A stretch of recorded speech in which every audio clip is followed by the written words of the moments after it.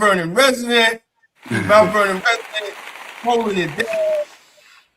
And listen, welcome to the show. It's your first time on the show. Thank you. And, yes. And you're getting a lesson from me and AJ. What's going on in Mount Vernon? They tried to put me in jail. They did a lot to me, but I'm still here, right? So you're here tonight because there's going to be a rally on Tuesday. That's right. And tell us why the people of Mount Vernon is deciding to rally on Tuesday. I think it's just been, especially over the last 5 years, we've just really witnessed how much the fact that we have similar headcounts as other cities that are a little more successful than we are, but we have a smaller tax base, how that kind of tells a story of just what we know to be true of just cronyism and politicized services and just residents not getting what they're paying for just year over year. We're just seeing increased taxes with no real meaningful plan for how are we going to get through to next year, and how are we going to be more mindful about how we spend money, and how are we going to make the most of what we have, and we're just looking for responsibility. And it feels like when we go to these meetings and these hearings and we talk about the issues that we're struggling with and how we feel about the budget and what it reflects, how it's just totally fine that they're just continuing to increase taxes, without meaningful plans on how we're going to really establish a capital fund for getting us through to the end of the year without having to take out basically a payday loan, just to get us through until we start collecting property taxes next year. And it's after a while of just showing up at meetings and speaking out and not directly being laughed at, but basically that's what City Hall is doing every time we go out, we show out, and we express our concerns, and then these things like the comprehensive plan passes with minimal, not really meaningful changes of all the issues that addresses all the issues that we're bringing up. And it's just how else are we going to make our voices heard if we don't start making some noise, and actually showing up to these meetings and just being a little louder? Because clearly just expressing our concerns is not enough. We need to start showing up and really, it's not about attacking city leadership, because they're human beings at the end of the day. We just want a more responsible spending plan. We want City Hall to just respect our money, and it's why is that so hard, and why is that such a point of contention? So yeah, people are really fed up, and we have definitely seen a lot of residents taking a lot of interest in just organizing and starting to just speak our voices more, because again, we love to compare ourselves to other cities, but we're just not doing as well. And I think that bringing that up, it's an opportunity for positive change. We're calling on leadership to rise to the occasion and really just start being more responsible with our money. And we don't feel like that's, a bad thing. And we hope that they start to listen more, because, things are only going to get worse if they don't. I want to applaud you. One of the things we always try to encourage our residents and our listeners is you have to get involved. Politics is not a spectator sport. It's a participatory sport. The reason why a lot of things in certain neighborhoods are not working, the people are not sick and tired of being sick and tired, and they're not showing up at these meetings, and they're not having rallies, and they're not doing everything they need to do to get the attention of the elected officials. This is what we want. And I also want to say, and you don't have to apologize when that, it is your right. You are a voter, one. They can't get in office without you. Secondly, you are a taxpayer. Your taxes pay their salaries and their benefits. So you should have the right to speak about how your tax dollars are being spent. My sister lives in Northern Virginia, right outside of DC. And she always talks about the county is one of the highest tax, they pay some of the highest taxes. But you know what I hear every time we go out? She always says, that's my tax dollars at work. She can actually see her tax dollars at work. So she Yes. does not mind paying the extra high taxes because every day she leaves her house, she sees her tax dollars at work. The problem in Mount Vernon is, I think a lot of people who have complained to Black Westchester and to us, they do not see their tax dollars at work. They do not know where their tax dollars is going. They don't understand. Now, we always say, one person in office can't undo 10, 20 years of dysfunction and corruption by themselves. You know what I'm saying? But it is your job to hold your elected officials' feet to the fire. And too often we don't do that in our communities. And those other communities you mentioned, they do that. And that's why their communities look the way they do. That's a good point. That's a good point. And, to your point about, it's our duty to show up and show out. It's funny because, like, on the other side of that, it's like, I don't even want to do that. I don't want to have to do that, right? Because, like, in an ideal government, like, it just works. I don't have to think about it. We get our services. We're paying for, we're paying a lot, for just, the day-to-day operations of the city, clean up our trash, issue our permits, make zoning changes that benefit the community and that, provide opportunities for like economic benefit to the city, etc. So like in an ideal world, like I would be paying attention, but I wouldn't have to be so involved. But that's just the state of where we are, and yeah, like to your point, totally, we have to do this because there's no other way. And like I served on the Charter Review Commission's advisory board this past iteration, and it really just showed me how, kind of like what you guys were talking about earlier, about how ugly like the politics can be. We had so much outside pressure on commission members to basically like not vote to put certain changes on the ballot. Like we were seeking to just professionalize operations, and the whole point of the Charter Review Commission was to like analyze data, conduct interviews, understand like how City Hall is operating, and like what we can do to potentially get to a place of just smoother operations and just increased opportunities for civic engagement, etc. And I really saw how the political. Was that the committee where the secretary, they asked her for the minutes, and she's like, "Ain't nobody told me I had to take minutes. If I got to take minutes, I'm leaving." Yo, that's what a secretary is. That's what she said?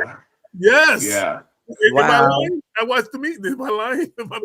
Yeah. A lot of those later meetings were so rowdy and just so it turned into a show. And that was, I think, was the saddest part for me, just witnessing, because I've only been in Mount Vernon for 3.5 years now, and I joined that advisory board because I just thought that things were just funny. Like I wasn't really understanding how things were working, and they weren't working for me, and I just wanted to be more involved. And yeah, it just turned into a show, and it just showed me that like like the influence that City Hall has on things that are supposed to be nonpartisan and just like independent, like that's not how it actually works. And a lot of people, I mean, like we had city leaders at the final vote, to basically vote to put these things onto the ballot, and city leadership was kind of like leading this rally against all of these proposed changes. And why? Because these changes take power away from, whoever the future mayor would be, right? And like hire a city manager, professionalize operations, etc. And they don't want that for whatever reason. But I think the worst part is just like you're not supposed to be involved at that level at all.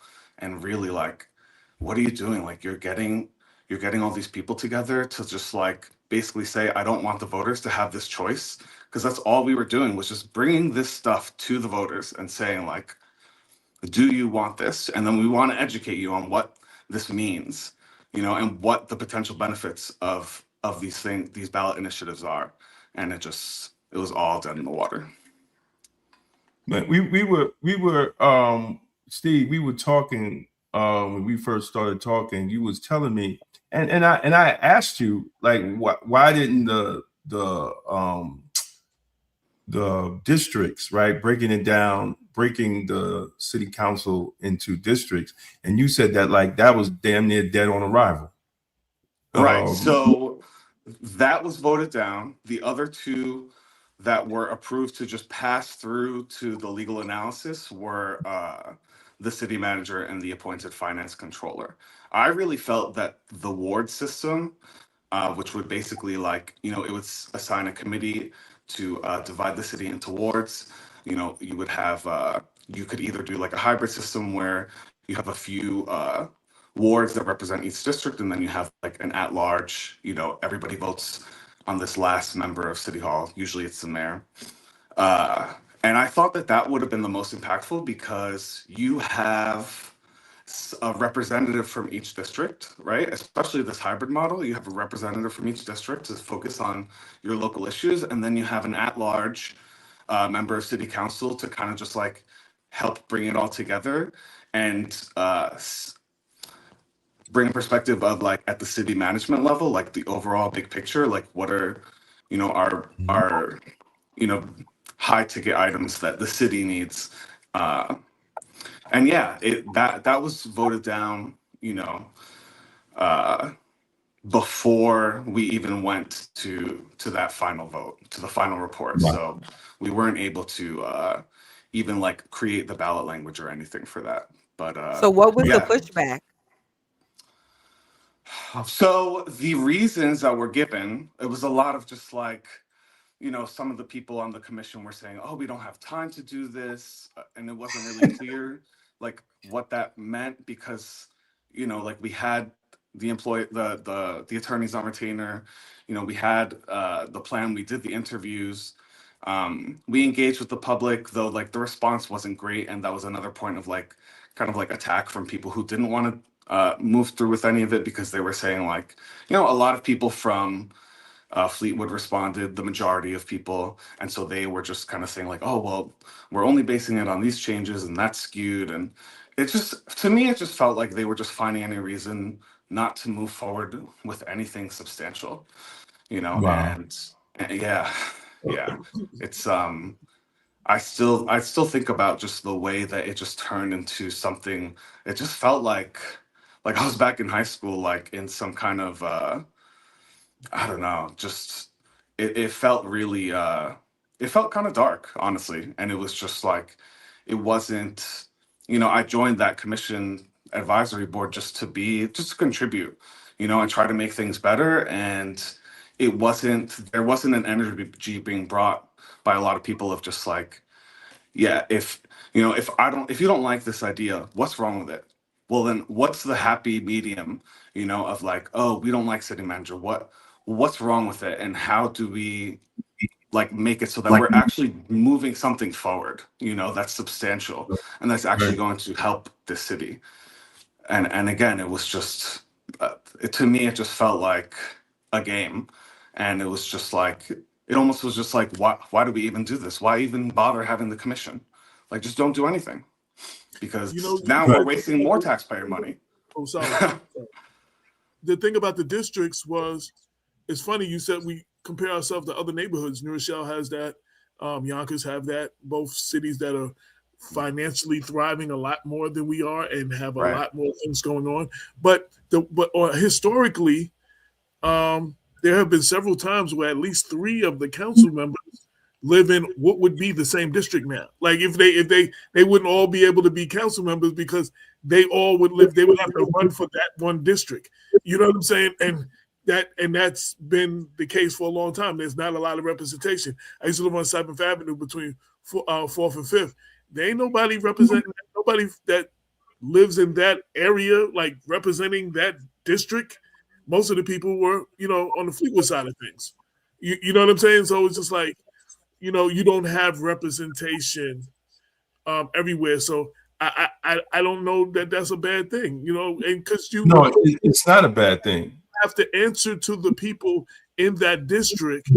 You have to address the concerns of the people in that district. And if you don't, then they find somebody else who will represent them in that district. So, I mean, there's been pushback on that for years, way before you get involved on that. I'm sure. But there have been what's the sad thing about it, and I hope people of Mount Vernon are watching. When you have districts, the South Side benefits. You really benefit more than the North Side, right? Because you'll probably have more district leaders that will be from the South Side than will be the North Side. And as AJ said, if we would have districts, we would have districts awards. The only person that would be left on the city council would be Cynthia Turncrest Jones in January, because she's the only one on the South Side. Mm. So if we understand, I'm talking to the people, man, like y'all really, the South Side has to get in the game. They really have to get in the game of understanding how their city works, and it's literally working against the people in the South Side. And I don't understand with the pastors. Now, you had a charter commission that was trying to put something that will balance the city council out, and y'all not even involved. Y'all not even talking about it. Like I really don't understand. Like and I'm talking to all the pastors, right? And I love all y'all, but this and you can't tell me you didn't know about it. Like I'm tired of talking to some pastors that act like they don't know what's going on when you do know what's going on. But you benefit from some of the ignorance too. Now, I hope that the people in Mount Vernon can get the signatures together and force them to pull it on the ballot sooner or later. If you want accountability, you have to move it to districts. And AJ will tell you, and we know, and Ernie always said, as long as he has 3, he could do whatever he wants in the city. And he used to say that at press conferences and public. Exactly. He was like, I got my 3, and as long as I got my 3, I don't care what the other 2 do. I can, I have the 3 that will work. He put it that will work with me to move the city forward. Like he would put it that way. But he had 3. He could do whatever he wanted because now the mayor can still get 3, but it's going to be harder to get the 3 because now it's going to be more competition for those to run the districts that are not the usual okey doke people that they want to put in, and you have you just have the BS, right? There's another word that can't come to mind, but I'm just gonna call it BS. Cronyism. There you go, cronyism. But I mean, they shot it down. They shot it down in the beginning because y'all went right to the jugular. And that's the city council. And if we didn't learn this last election, when you have a PAC that spent all this money to make sure certain people were elected, the city council is what moves everything. And that same PAC was also rallying against us, and they were basically implying that we were being very secretive, about what we were doing. Meanwhile, like every meeting is live streamed. We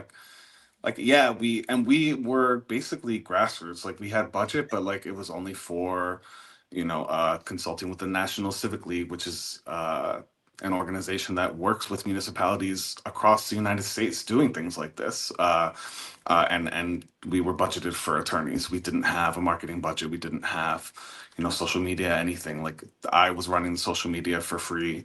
And we did as much as we could to like engage, but we, didn't have a lot of communication support or anything. So it's funny the way that like people on the commission were saying like, we're not doing enough, but it's like they also were not doing much to help, with the messaging, with the marketing, with anything. And again, it just all goes back to like the corruption. Like these people clearly have something to gain, by just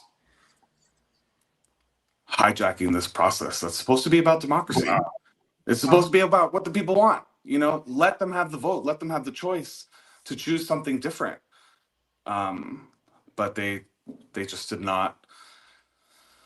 They did not want us to really be fully transparent, with the public. They didn't trust the public to, to learn and make the right decision for itself. It wasn't even don't trust the public. It was against what they wanted to do. But we've seen too often over the past decade or so, especially with social media becoming bigger and bigger, those with money control a narrative, not necessarily inform the people, not necessarily put the truth out, but put out a narrative and repeat it over and over and over and beat you in the head with email blasts and phone robocalls and mail in your mailbox and hitting you at the supermarket and just everything, just getting this and staying on script. You know what I'm saying? And it's kind of like it's hard to combat that with no money, with no budget. You understand what I'm saying? And you're just regular people. A lot of times Black Westchester in the beginning, we kind of was somewhat of an equalizer because we ended up getting out stories like your story you might not have been on in other platforms to tell your stories. You understand what I'm saying? And we were able to put those people that normally couldn't reach people, give them a platform and bring more attention to what they're doing. So I still, again, I'm not even saying what you were talking about is good or bad or whatever, but I think residents should fight for whatever is in their interest.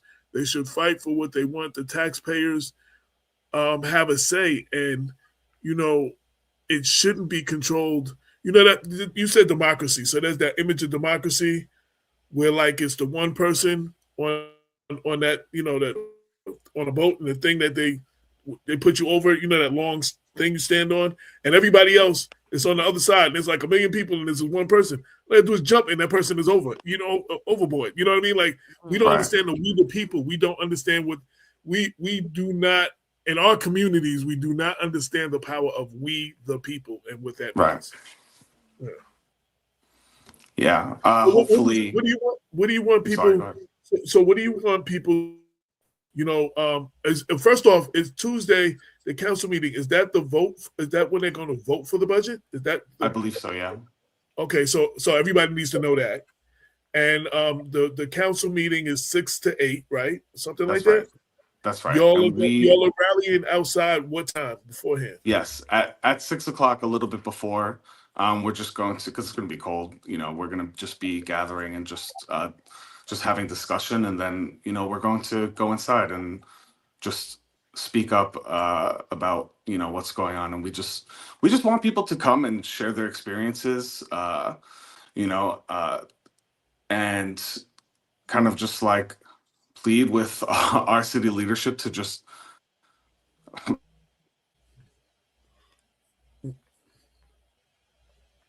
Oh, you froze. Okay, I didn't know if I froze. That's what I was wondering if I. Yeah, I was like, wait, is it my? Because every now and then I freeze, and then yo, I see on my TV y'all still talking, so it's me. Everybody thinking the same thing. I don't remember if the city council. I don't know if the rules have changed. Wait, I just want to say I don't know if the rules have changed any, but I believe that you can to speak. You have to call, and you have to call by a certain time that day. Do you know, like, to speak? What is that process again? You have to call to speak at the city council meeting. You got to call. I don't think so. The last 2 times I've been you just got up to speak because it's a hearing for the budget. So Oh, it's a I think hearing. this It's one not is- a council meeting. It's a hearing. Right. Yeah. Actually, I'm not sure. I'm not sure. I have to check. But they are. I believe that this is the vote to approve it. So it might be a city council meeting. But at the very least, we're going to show up and just show that we're very much against this and that we want, City Hall to be more responsible with our money and, to stop pushing all these things through without really like just thinking about us, the people. Like we're struggling, man. Like I bought a multifamily property here in Mount Vernon. I bought it from somebody who really did not take care of his tenants, and I've been trying to just do the best that I can. And like I'm working multiple jobs just to get my mortgage paid. The rent doesn't even cover my full mortgage. Like, and these are all my choices, right? Like I'm not asking for any handouts or anything. I'm just asking for good services and for, like for support, as a landlord so that I don't have to keep on jacking rent on my tenants because, like Right. I can't afford to absorb all of these costs, so obviously like I have to do an analysis and figure out how much to pass along to my tenants. And like, these are Right. all just things like this is something that is driving gentrification, and like these choices that they're making have serious implications, and they have serious effects on everybody in this community. So I really do hope that, if anybody is watching right now, that they do show up and meet up with us because we're not looking to like fight or anything like that. This does not need to be anything crazy, but it's no longer okay to just stand idly by while like the irresponsibility is happening, at City Hall. And I do hope that people get involved somehow because like you said, the more of we the people that there is, the harder it is to ignore. And Right. yeah, Right. we're fed up. Right. Anybody who wants to speak, just in case it is a council meeting and not a hearing, call tomorrow or Tuesday during the day and call the city clerk, and they'll let you know if you need to sign up to speak. Sign up. And that's the process of signing up. You call them, you give them your name, and you tell them you want to speak. They might ask you what topic you want to speak on. But I would tell everybody to call anyway. You know what I'm saying? Right. Get on because what they usually do is they have a hearing before the council meeting. So the hearing part, you might be able to the pros and the cons and get up and speak, and then they have the council meeting, and those who sign up can also speak at the council meeting. You know what I'm saying? So that's usually the way it is. I haven't been in City Hall in the new administration and the new clerks and all that. So if things didn't change, that's the way it is. Call the clerk's office. Yeah. Yeah. I do believe that's still how it works. I just want to just make for people that's listening to something that you said. So the Rise Up Mount Vernon Political Action Committee, they campaigned against, right? They campaigned against y'all. Mm-hmm. And this is the same political action committee that has given money to 2 of the city council people, not only supported, but currently that's on the board, giving money to 2 of the city of the city council people that's sitting on the board now. So Exactly. and this is what I really need people of Mount Vernon to understand what's going on. So the same people that not you, Steve, but you voted for Mount Vernon, Yeah. is backed by an organization that fought against a charter revision that wanted to give the South Side more representation or more accountability of their representation. Listen to what he said and listen to what happened. Like they're taking your representation away. And they fought for the South Side.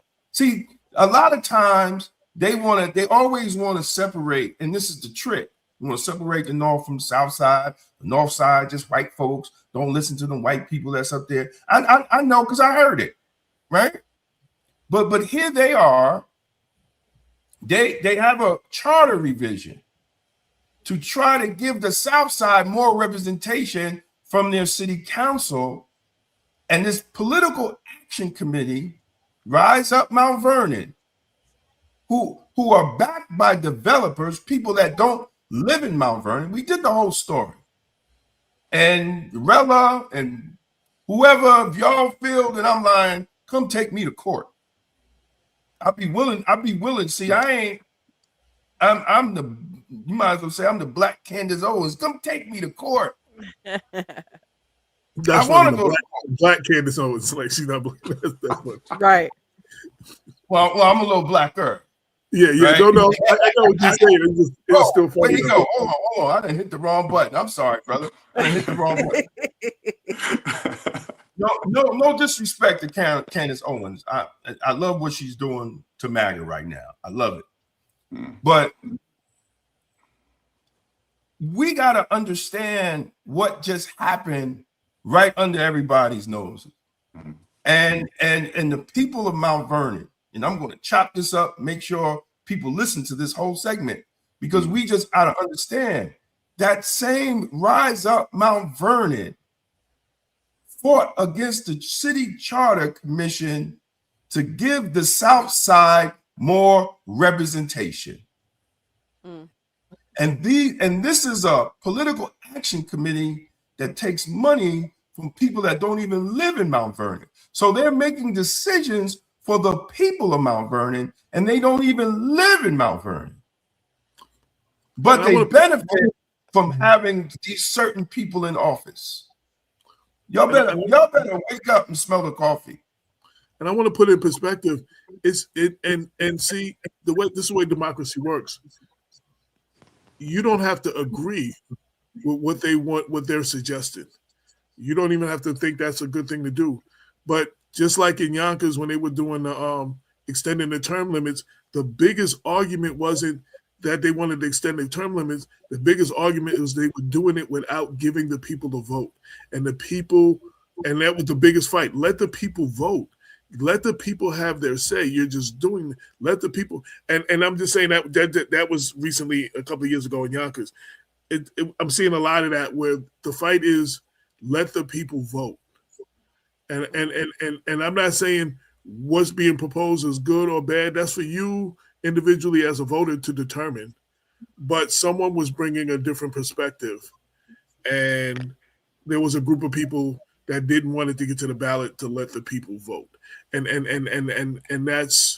that's where the problem starts. You know, that's part of the problem when the people don't get to vote on these situations. And it's not, and I brought up Yonkers just to show this not just a Mount Vernon thing. Like, you know, people in power would rather you not be able to vote on certain things, you know, to have a chance to vote on it, and they put certain things through.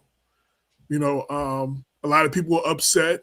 A lot of our listeners were upset when there was the raise that was 35 to 40% raise in a year where no corporation, all civil service, you know, civil service, on as you lucky, you getting 2. You lucky if you get 5%. You get 5%, you in the money, like you 5%. That was like almost, but it was done without allowing the people to vote. Oh, wow. See, those are the things that they voted on it. And I'm not saying that they deserve it or don't deserve it. I'm not even making that argument. Right. My point is a lot of these things are put through, and a lot of the frustration is not letting the people vote. And Sister Reverend Margaret Coleman, who used to be the vice president, I believe, of the Yonkers NAACP, she said, "Indeed, you're saying it right. Good evening, everyone. The same with Yonkers. We're seeing a lot more of this going on, where the vote is being taken out of the people's hands, the power. That's as long as if they don't get it to a ballot or give you an opportunity to vote, then you never have a say. Now, maybe the people would have overwhelmingly voted this down, but we don't know that, though. Mm-hmm. Yeah, they might have. And maybe they would have overwhelmingly voted for it, but we don't know that, though, because the people never got. So we don't know what the people really want. Do they want a change to the system? Are they happy with the way the system is? It never got a chance to get to a ballot so the people could vote. And I think that is a part I just want everybody to pay attention to. This is going on everywhere. I'm seeing this everywhere. But like I said, Yonkers, this happened in Yonkers. Oh, I'm sorry, she was the education chair of the. She the education chair currently. Oh, okay. Well, her and her husband were president and vice president or something last year. So into the show. But yeah, so we have to fight for our right to vote for these things, and we need to make noise, and we need not to let anybody else with outside interests overtalk us and outspend us and get there and change the narrative. Because once you say something, we found out in the city, all you got to do is say it over and over and over and over, and the people will believe it. Yeah, totally. Andre Wallace just ran for city council, and someone asked me this year, ain't that the guy that didn't pay prevailing wages? And he went through all kinds of things and got proved that none of that was true. But then someone still asked because they Republican. Yeah, they said it so many times. Somebody still said, ain't that the guy that didn't pay the? And I asked them what that meant, and they couldn't tell me what that word meant, but they know that he was accused of it. So if you say it over and over and over, people believe it, and people are tuned out. Life is lifing. You know what I'm saying? And you don't have time to pay attention, and they count on you being uninformed and misinformed. I want the residents to hear that. If you don't hear nothing else, there are people in power, not everyone, but there are people in power, and the people behind them in power that depend on you being uninformed and outright misinformed. Absolutely. And it's your job to be informed. And one of the ways you can do that is joining this brother on Tuesday and meeting up outside and going inside and letting your voice be heard and finding out what's going on. Not for what you read on Facebook, not because of what someone's telling you, but hearing it from the people who make the decision in the room, hearing it for themselves and being able to give your point of view. So I congratulate you. I will try to be there. I'm trying to be there. I wrote an article about Mount Vernon's on the brink, talking about the whole tax thing, and I put that at the end for people to go, and I added the flyer to it. So we need to fill these rooms. That's the bottom line. We need to stop complaining that our school's not working and go to school board meetings. We need to stop complaining that the county's not working and not go to county legislative meetings. We need to stop complaining the city's not running right and not going to city council meeting or board of estimate meetings and all these other meetings. And a lot of them, like you said, are public.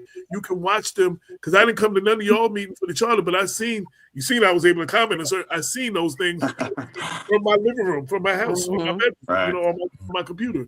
So you don't even have to be there. They make it so easy where you can just watch it from your home.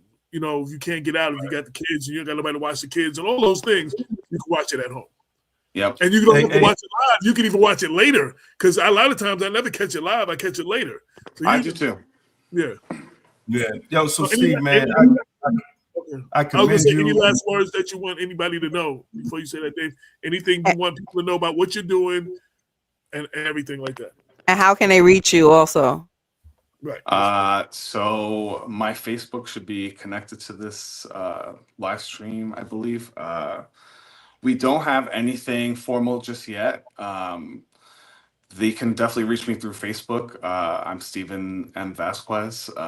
And yeah, we are definitely going to be coming out with a lot more opportunities to be engaged. And we're going to start putting out more campaigns. We're doing a lot of writing right now. Just right now, we're just focused on the budget.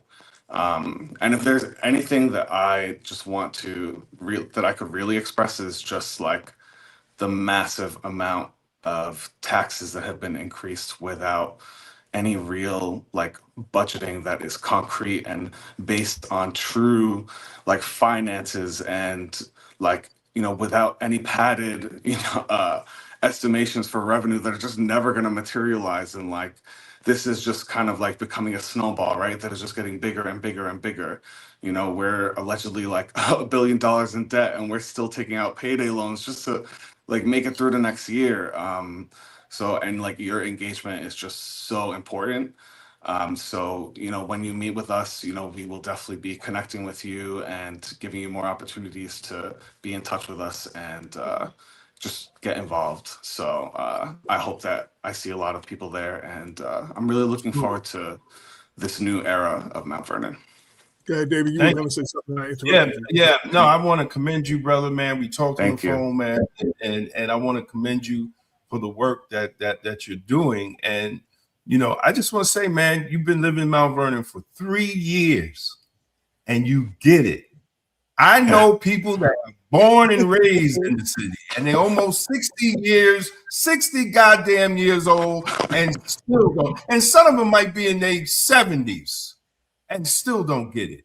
So hats off to you, brother, for doing what you have to do and looking out for the actual people. You're looking out for people that you rent your apartments to, because you don't want to go up on their rent. You don't want to pass these tax hikes off to the people that these so-called politicians and leaders and pastors say they represent, man. So hats off to you, man. And whatever you do here in Black Westchester, whatever I could do personally to help you, man, you got my number, man. And let's make it work. All right. Thank you so much. I really appreciate it. And we put this out to everybody, and I wish more people would take advantage of it. We have the op-ed section and the letters to the editor section on the website and in the newspaper. Where are you? I mean, that's another way to get the word out. Damon, are you muted? Are you talking? You might have to mute yourself. All right. So, all right. You gotta give me, because now I gotta clean the cars off. You ain't even tell me. Like, I wish you would talk. Live. We offer that to everybody to let your voice be heard. That's kind of what Black Justice is about. I love it. And we'll give, and if someone has an opposing view, and we'll give them a chance to write something as well. But that's one way to get the word out. That's another way for you to get the word out, to the people. And I just want to say thank you for having the courage to organize and spread the noise and spread the message and inform people, because a lot of people don't really think that they have impact or they can impact or even know the process. And sometimes they're not scared to ask, but don't want to feel like they're dumb. So if you just come with the information and you're able to spread it again where it's digestible, thank you. Thank you for that courage. That takes a lot. Thank you so much. Especially in this retaliatory, toxic political climate we're in. So it can be scary. Yeah. I mean, it's insane. Mount Vernon is a circus. Mount Vernon is a circus when it comes to politics. Right. Complete circus. But we need more people like you. We need more people. We just need more people to get involved and be active. Right.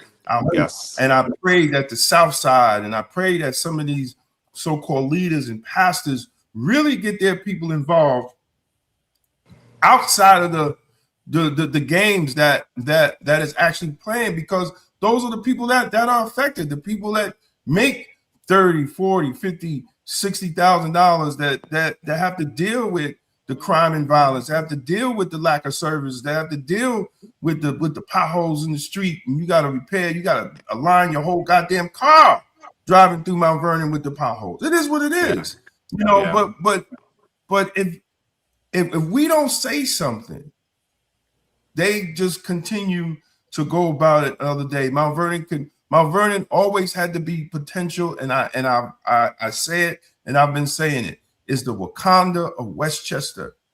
It is the Wakanda of Westchester, but our leaders always selling off the vibranium. Giving it away. They're not even selling it. We'd be in a better financial situation if they sold it. I try to make it so simple so people can understand, right?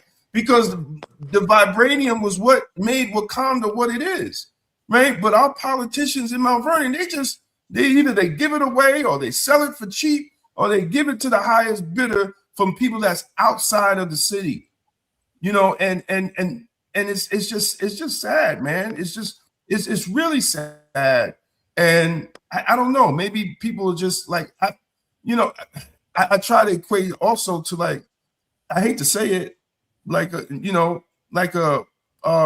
domestic violence victim. When you just been beat for so long, you just don't know you beat no more. It's just normal to live like that. It's a baseline. You know, it's a baseline. Absolutely.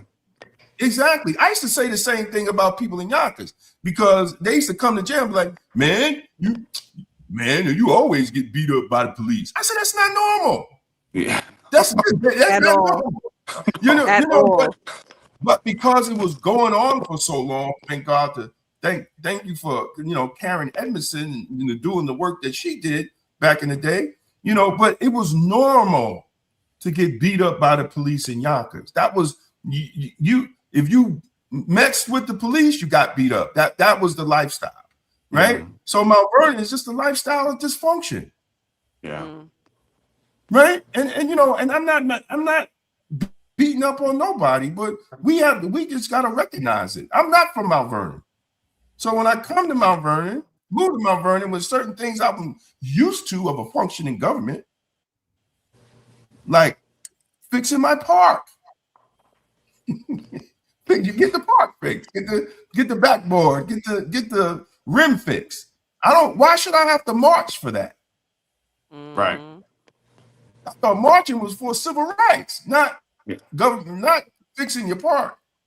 Yeah. So these things we just, man, listen, God bless you. Whatever we can do, whatever, because I could go on a rant and I don't want to, man. and I don't want to do it. But thank you, brother. And hopefully if the weather's bad, y'all ain't gonna see me. I'm not coming down. But if the weather's good, I might pop up. I pop up. Well, all right, but Damon, you can get my number. You can get my number from Damon and touch base with me Tuesday. I'm here in Mount Vernon, so touch base with me. I'm trying to be there. Yeah. Thank you so much, guys. All right. Thank you, brother. Thank you. Thank you, man. Bye.